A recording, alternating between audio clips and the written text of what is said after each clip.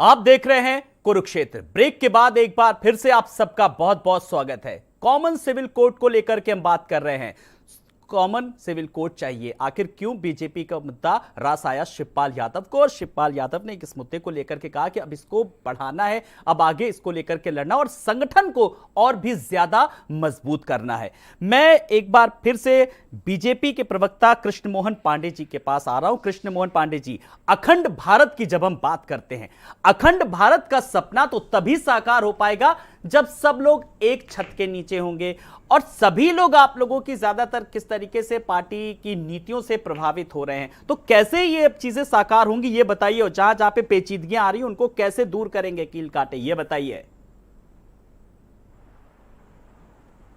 देखिए, ये देश जो है, एक संविधान ने भारतीय संविधान ने पूरे देश को एक सूत्र में बांधा है और भारतीय संविधान जैसे जैसे मजबूत होगा, जितनी मजबूती से भारतीय संविधान के अनुच्छेद को हम लागू करेंगे, उतने ही बेहतर तरीके से ये देश एक छत्र नीचे आएगा और अखंड भारत के संकल्प को पूरा कर पाएंगे। क्योंकि भारतीय संविधान इस देश का वो ग्रंथ है जिससे देश के एक एक नागरिक को स्वीकार करना होगा, अन्यथा इस देश की जितनी भी व्यवस्थाएं हैं मात्र धरी की धरी रह जाएंगी, सारे सपने अधूरे रह जाएंगे।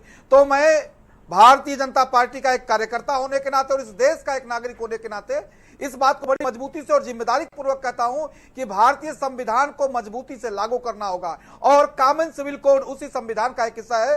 अनुच्छेद 44 के अंतर्गत इस देश में सारे धर्म के लोग, सारे संप्रदाय के लोग, सारे पंथ के लोगों को एक कानून, एक छत के नीचे आना होगा। उनमें संपत्ति का अधिकार हो, गोद लेने का अधिकार हो, शादी विवाह का अधिकार हो या फिर तलाक का अधिकार हो, इन सब के लिए सारे धर्मों को एक साथ एक कानून के छत्र के नीचे बंधना होगा और इसके लिए भारतीय जनता पार्टी प्रतिबद्ध है, वो करके रहेगी। भारतीय जनता पार्टी तो अपनी प्रतिबद्धता जाहिर कर रही है, लेकिन हाजी साहब इस सवाल का जवाब जरा मैं आपसे चाहूंगा।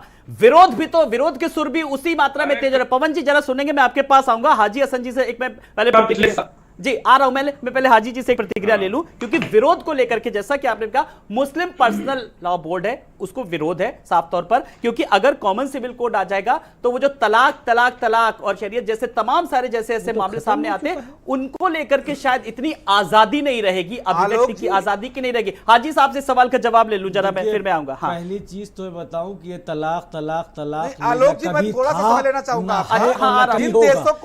राजनीतिक प्रोपेगेंडा था, ठीक है, मैं तभी तो कह रहा हूं आप जवाब दीजिए, मैंने सवाल पूछा है। उदाहरण देते हैं, देखिए ये बोलने नहीं देंगे, यही मुसीबत है। नहीं वो बराबर बोलने देंगे। मैं इस फोरम में बैठा हूं, मैं एंकर हूं, मैं डिबेट कंडक्ट करा रहा हूं, कोई भी ऐसा कह नहीं सकता, मैं बराबर से मौका देता हूं। चलिए आप अपनी बात रखिए जी। देखिए, तलाक न कभी कुरान का हिस्सा था, न कभी शरीयत का हिस्सा था, न है और न होगा, और इस पे कानून लाए, बेहतर किया, अच्छा किया। जब ये था ही नहीं तो कानून की जरूरत क्या थी, लेकिन ठीक है ले आए, अच्छा किया, बेहतर किया, सबने स्वागत किया, हमने भी स्वागत किया। रही बात ये कि बार बार हम फिर कह रहे हैं कि डफली पीटी जा रही है, बहुत जोरों शोरों से पीटी जा रही है, लेकिन सवाल ये है कि क्या कुछ जो पेशगिया है उसको लेकर कोई ड्राफ्ट तैयार हुआ? जी बिल्कुल, ड्राफ्ट की बात हो रही है, एक कमेटी की बात हो रही है। डॉक्टर पवन राव जी, आप अपनी बात रखिए जी। ट्रिपल तलाक की बात मैं कृष्ण मोहन जी से कहना चाह रहा हूँ। बहुत सारे कानून जो है पहले से ही बन चुके हैं, जिसमें से एक कानून है Hindu women right to property act. जो आप संपत्ति की बात कर रहे हैं वो ऑलरेडी बन चुका है 1937 में, जिसको लेकर के जो है काम किया गया है। भारतीय जनता पार्टी को नहीं मेहनत करनी पड़ेगी। इससे पहले भी 4 कानून बन चुके हैं। हिंदू मैरिज एक्ट बन चुका है 1955 में, हिंदू सक्सेशन एक्ट बन चुका है, Hindu minority and guardianship act बन चुका है, Hindu adoption and maintenance act बन चुका है। तो ये सारे एक्ट बन चुके हैं। तो इसको लेकर के आपकी प्रगति कैसी है? पिछला 8 साल आपको बीत चुका है, अभी आपका भारतीय संविधान को पूर्ण रूप से लागू करने का वक्त कब से शुरू होगा? इस पर क्या आप कभी चर्चा करेंगे? अभी क्या और वक्त लेंगे? 8 साल हो चुका है और इस उत्तर प्रदेश में 6ठा साल लग रहा है, दूसरे टर्म की शासन की सरकार आई है। क्या भारतीय संविधान को पूर्ण रूप से लागू करने का काम करेंगे? जी Krishna Mohan ji, cut to cut सवाल का कट टू कट जवाब जल्दी से। आलोक जी, मैं अपने मित्र को बता दूं कि इन्हीं सारे एक एक बातों को लेके कि जो कभी आप मुस्लिम पर्सनल लॉ की बात करते हैं, कभी हिंदू मैरिज एक्ट की बात करते हैं, इन सबका समाधान एक है कि देश में समान नागरिक संहिता लागू हो और किसी के लिए पर्सनल कानून ना हो। इस देश में जब समान नागरिक संहिता लागू होगा तो सबके लिए शादी हो, तलाक हो, संपत्ति हो, जीवन जीने का अधिकार, सबके लिए एक कानून होगा। उसके बाद न प्रश्न आप करेंगे न कोई दूसरा कर पाएगा, और इसके लिए भारतीय जनता पार्टी प्रतिबद्ध है और करेगी भी, लागू भी होगा।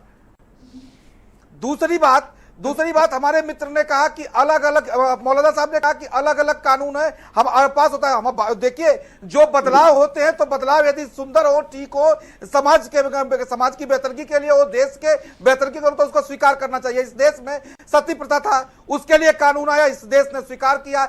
इस देश में बहु विवाह की प्रथा थी, उसको कानून है, उसको समाप्त किया गया, इस देश ने स्वीकार किया। उसी तरह से इस देश में यदि समान नागरिक संहिता आ रही है, समान नागरिक कानून आ रहा है, तो उसको सबको स्वीकार करने की जरूरत है। अपने धर्म, कॉमन सिविल कोड अगर आ रहा है तो उसको एक तरीके से स्वीकार करने की जरूरत है। और जैसा कि तमाम सारे लोगों ने सवाल भी उठाए कि इस पर एक कहीं ना कहीं विस्तार से चर्चा की जरूरत है, एक कमेटी का भी गठन होना चाहिए, उसका क्या प्रारूप है, क्या रोड मैप है, इस पर भी मैं चर्चा करूंगा। लेकिन मैं दीपक मिश्रा जी आपके पास आ रहा हूं। दीपक जी, सिविल कोड चाहिए, शिवपाल को सिविल कोड भाया, सवाल शिवपाल यादव ने जिस तरीके से बात की कॉमन सिविल कोड को लेकर के, उसके बाद ये चर्चा भी शुरू हो गई कि बीजेपी से नजदीकियों को लेकर के। लेकिन मेरा एक बहुत अहम सवाल आपसे यह है, क्योंकि जो उनका पूरा बयान था, उन्होंने कहा कॉमन सिविल कोड की बात भी उन्होंने की और कहा कि इस बात को आगे बढ़ाते हुए हम अपने संगठन को मजबूत करेंगे। तो इस सवाल के मुझे दो जवाब निकलने हैं। एक, क्या बीजेपी में विलय की नीति है या फिर अपने संगठन को और आगे मजबूत करने की नीति है? आज का ध्रुव सच ये है कि प्रगतिशील समाजवादी पार्टी अपने संगठन को मजबूत करेगी, जनोन्मुखी सवालों को खड़ा करेगी और एक सार्थक जो भूमिका होती है, नागरिक भूमिका होती है, जिसको लोक कर्तव्य कहा जाता है, उसे निभाएगी। शिवपाल जी ने संगोष्ठी में, एक वैचारिक संगोष्ठी थी, एक विचार विमर्श हो रहा था, उसमें उन्होंने डॉक्टर लोहिया और डॉक्टर भीमराव रामजी सकपाल अंबेडकर साहब की का क्या मत था, इस मत को उन्होंने रेखांकित किया। अब आप ये बताइए, जिसने 6 दशक का अनुभव हो, जिसका राजनीति का, जिसने आपातकाल देखा हो, वो अपने नए कार्यकर्ताओं को ऐतिहासिक तथ्यों से अवगत करा रहा है। यहाँ से कहाँ से आ गई भाजपा, यहाँ कहाँ से आ गई सपा, यहाँ कहाँ से आ गई कांग्रेस। ये एक सिद्धांत है ना, वादे वादे जाते तत्वबोध।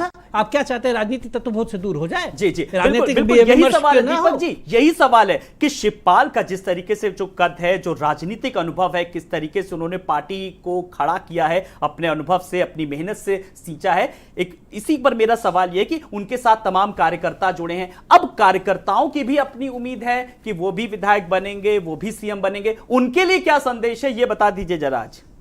देखिए, राजनीति दो तरह की होती है। एक राजनीति जो बस एजेंसी की तरह से होती है, जिसका काम ही है खाली लखनऊ बनाना, भेजना विधायक बना के, या ट्रेन की तरह से होती है कि टिकट कराओ दिल्ली जाओ। एक राजनीति जो सिद्धांत और संगठन पे भी होती है, जिसमें बात होती है समता की, जिसमें बात होती है राष्ट्रीयता की, जिसमें बात होती है समाजवाद की, वह राजनीति शिवपाल जी ने की है। याद करिए, जब आजम साहब वापस आते हैं समाजवादी पार्टी में, नेता प्रतिपक्ष जैसा बड़ा पद, जो सदन में मुख्यमंत्री के बाद सबसे बड़ा पद होता है, उनको उस पद को छोड़ने में, इस्तीफा देने में जो 4 लाइन लिखा जाता, सिर्फ उतना ही वक्त लगा था, दे दिया था। तो इसलिए देखिए, हम लोग आज एक व्यापक बात करें ना। अब जैसे एक अफवाह फैलाया जा रहा है कि भाई समान नागरिक संहिता भाजपा का मुद्दा है। भाजपा के जन्म के पहले संविधान सभा में डिबेट हुआ था, लोहिया इसी पर लड़े थे। तो अब दूसरा एक मुसलमान विरोधी, अरे भाई ये हिंदू कॉमन कोड की बात थोड़ी हो रही, मुस्लिम कोड की बात थोड़ी हो रही है, ये तो यूनिफाइड सिटीजन कोड की बात हो रही है। और मुसलमान विरोधी कैसे हो सकते हैं? हमारे देश में किसी को भी पूजा करने की उतनी ही इजाजत है जितना किसी को नमाज पढ़ने की। ये दोनों एक दूसरे के रास्ते से काटते नहीं। अशोक जी, लगातार ये बात इसलिए शायद मुझे लगता है कि उठे, इस सवाल का जवाब आप मुझे देंगे कि बीजेपी का, क्योंकि उसी राज्य, अगर हम उत्तराखंड की बात करें, उत्तराखंड में इस पर कहीं ना कहीं एक चुनावी मुद्दा भी था और इस पर काम भी शुरू हो गया है, एक कमेटी का गठन भी शुरू हो गया है। सीधी सी बात है। देखिए, ये चुनावी मुद्दा या राजनीतिक मुद्दा नहीं है, ये देश का मुद्दा है। अगर देश को आगे आपको बढ़ाना है और पूरे भारतवर्ष को एक करना है, तो आपको समान नागरिक संहिता लागू करना ही होगा। और यह मैं नहीं कह रहा हूं, यह सुप्रीम कोर्ट भी कह रही है। सुप्रीम कोर्ट के 3 जजों ने 2005 में यह बात कही थी कि देश को इस समय आवश्यकता है कि आप कॉमन सिविल कोड को लागू करें। ये 2005 की बात है। धार्मिक आधार पर अल्पसंख्यक बहुसंख्यक नहीं चलेगा और सब समान है और सबको एक ही कानून, देश का एक कानून होना चाहिए और उसको सबको लागू करना चाहिए। मैं समझता हूं ये समाज के लिए ये एक बहुत अच्छी बात है और मैं समझता हूं इसको सबको स्वागत करना चाहिए। सभी को एक स्वर से इस बात का समर्थन भी करना चाहिए और स्वागत भी करना चाहिए। और मैं समझता हूं सरकार से भी अपेक्षा है कि वो अपने इस एजेंडे को पूरा करे। जी, तो बिल्कुल सरकार तो काम करेगी ही इस पर, लेकिन हाजी हसन जी, कुल मिलाकर के जब बात आपसी सहमति को आती है तो मुझे नहीं लगता है कि अब आपको भी एक आगे बढ़कर के सरकार को कहना चाहिए कि हम आपका सहयोग करेंगे इस पूरे मामले में, लेकिन आप उसका एक पूरा एक रोड मैप एक तैयार करिए। मुझे लगता है अब मांग या चर्चा इस पर होनी चाहिए कहीं ना कहीं।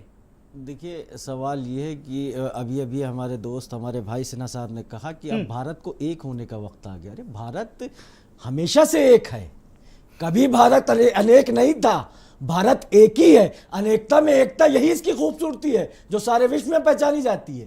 भारत एक है, भारत एक था, भारत एक है और ताक़यामत भारत एक रहेगा। इसको खंडित करने वालों के मंसूबे कभी पूरे नहीं होंगे। चलिए, अब मजबूत कैसे किया जाएगा, एक सूत्र में कैसे और इस परंपरा को कैसे आगे बढ़ाया जाएगा, इसकी बात करिए। चलिए ठीक है, आपने एक भारत श्रेष्ठ भारत की बात की, मैं आपको अप्रिशिएट करता हूं इसके लिए। जी हाजी साहब, नहीं, मुझे इसके लिए किसी अप्रिसिएशन की जरूरत नहीं है। नहीं, फिर भी एक प्रोत्साहन मिलता है ना, तो और चीजें पुशअप की जाती है, और किया जाता है। हम यहाँ पैदा हुए और यही मिट जाएंगे। हम इस गुलिस्ता के में पैदा हुए, यही के बीज है, यही की खाद है और यही खत्म हो जाएंगे। ना हम कहीं से इंपोर्ट होकर आए थे, ना कहीं बह के जाएंगे।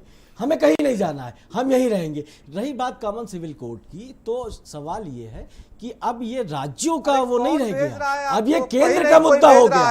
अब ये इस देश के संविधान को मानिए, इस देश के कानून व्यवस्था को मानिए। देखिए, मैंने कहा ना कि इंटरप्ट करने वाले चोर की दाढ़ी में तिनका। जब बात आएगी कॉमन सिविल कोड की तो दर्द कहाँ हुआ।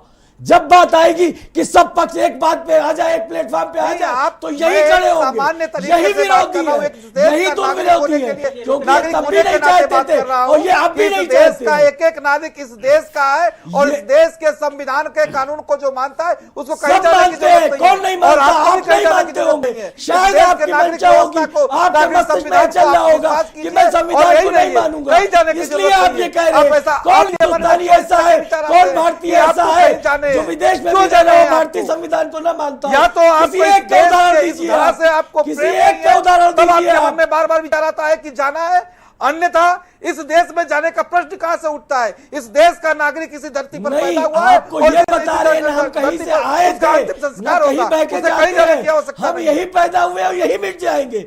यही मिट्टी हमारी है, सबके पूर्वज एक थे, सब यही मिट्टी हमारी है। कहने की आवश्यकता जो आपके दिमाग में वो दूर कर, क्योंकि अब तो वही बात दोहराना चाहेंगे कि कौन है। अब आप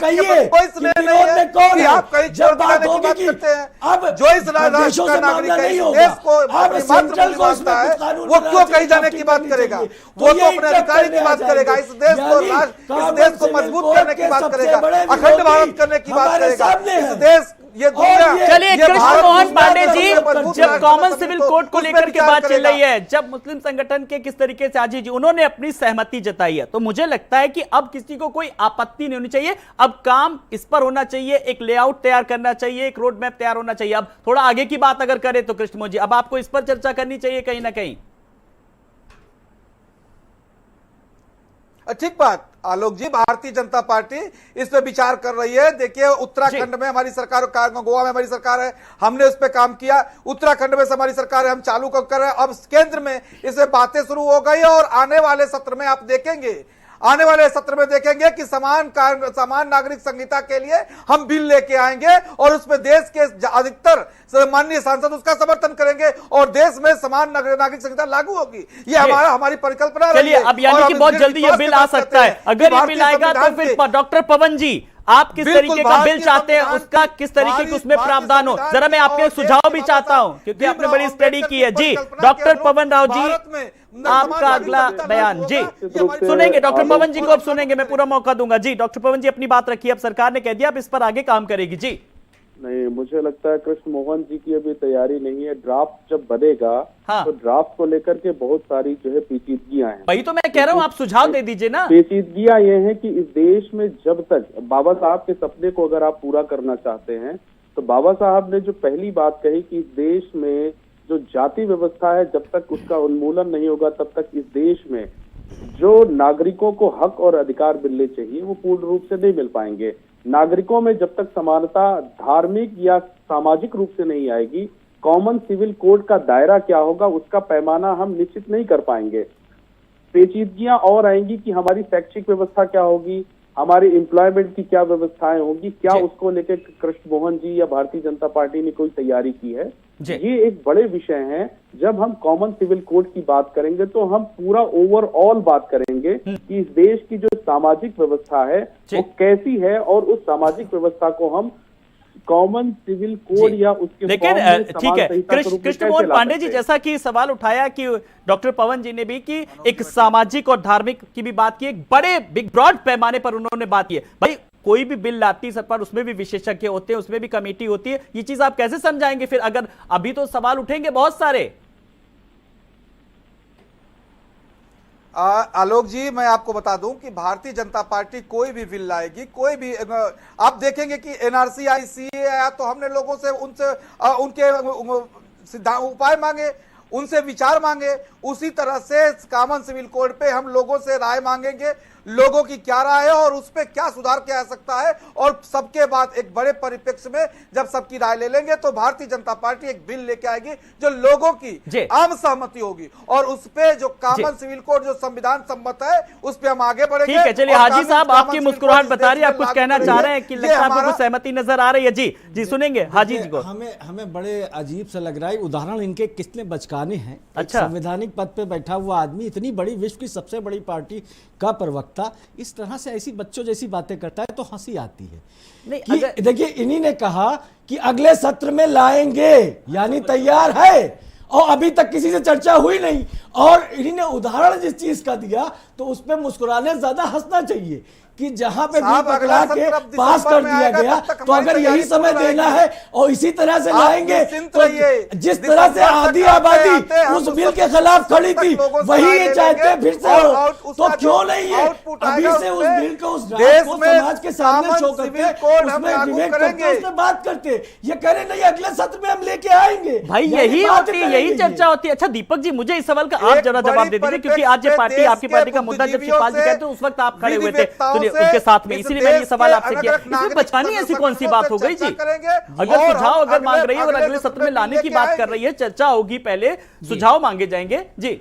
देखिए, जहां तक मेरी जानकारी है, सुनिए आप सब लोग, जहां तक मेरी जानकारी है अभी तक केंद्रीय स्तर पर समान नागरिक संहिता का कोई मसौदा नहीं तैयार है। हाँ, तैयार करने की मंशा जरूर है। तो मंशा में हमें चाहिए कि जितने भी एक भ्रम जो है कि एंटी मुस्लिम सेंटीमेंट्स या एंटी हिंदू सेंटीमेंट्स या एंटी ईसाई सेंटीमेंट, तो इसमें इनके जो धार्मिक नेता हैं जो जानकार हैं उनकी राय हो, और हमारा नागरिक कर्तव्य है कि हम सरकार को लिखें बिल्कुल कि कैसा समान नागरिक संहिता होना चाहिए। और ये भी मैं आपको बता दूं, चाहे वो पंडित नेहरू जी हों, चाहे इंदिरा गांधी जी हों, चाहे अटल जी हों, और चाहे वर्तमान प्रधानमंत्री नरेंद्र दामोदर दास मोदी जी हों, ये सब वचन भंग के अपराधी हैं। संविधान से शपथ लिया है ना कि हम समान नागरिक संहिता लागू करेंगे, चूंकि संविधान की शपथ लिया है तो इसमें जो भाग 3 में 1944 है, तो अनुच्छेद 44 है, तो उसको लागू करना चाहिए ना। अब तक लागू कर देना चाहिए था। आप बनाते, हाँ, जब संविधान सभा बन रही थी तब लागू इसलिए नहीं किया गया। ये बात आई कि इसे नीति निषेध तत्व में क्यों रखा जाए, क्यों नहीं इसे चलिए अब चर्चा शुरू होते शिवपाल से, अब कैसा होना चाहिए कानून, इसको लेकर के चर्चा, समावेशी सर्वस्पर्शी होना चाहिए, समावेशी और सर्वस्पर्शी होना चाहिए, इस पर चर्चा होनी चाहिए, सीधी सी बात है। लेकिन मैं अब इस पर सुझाव भी एक एक मांगूंगा फाइनल कमेंट के तौर पर, लेकिन मैं उसके पहले मैं जरा अशोक सिन्हा जी के पास आऊंगा। अशोक सिन्हा जी, आज की डिबेट का मुझे लगता है ये अब तक का एक सबसे बड़ा सवाल होगा जो आज मैं आपसे करने जा रहा हूं, लेकिन उससे पहले मुझे आपकी अनुमति चाहिए। क्या मैं ये सवाल आपसे पूछ सकता हूं? नहीं, हम तो उत्तर देने के लिए बैठे ही हैं। चलिए ठीक है। जब कोई भी सवाल उठता है, कोई भी नीति, कोई भी योजना की बात होती है, तो कई बार ये मामला सामने, मुझे भी इस सवाल को फेस करना पड़ता है कि भाई बीजेपी की नीतियों से नहीं, ये संघ की सोच है, ये संघ की सोच है। ये इस सवाल का जवाब जरा आज मैं चाहूंगा आपसे, आप मुझे दीजिए। ऐसे सवाल क्यों उठता है बार बार?